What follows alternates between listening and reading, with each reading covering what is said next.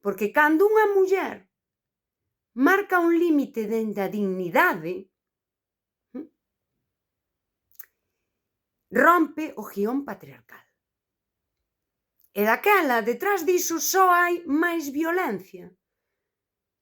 E cando te triangula falándoche de todas as mulleres coas que non lle foi ben, porque ele é moi bo, non lle funcionou, pero non as nomea, non teñen nome, nin data exacta dentro da súa vida, sí?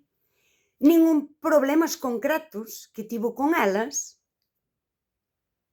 está violentando as outras mulleres diante de ti.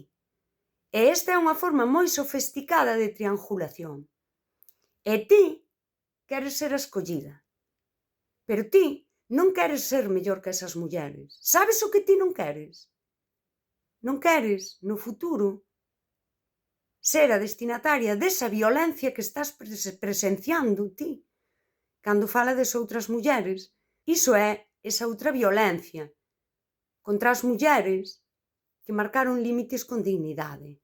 Eran intensas, eran complicadas, caprichosas, pedían demais. E ti non queres ser mellor que esas mulleres. Non queres ser a futura destinataria desa violencia.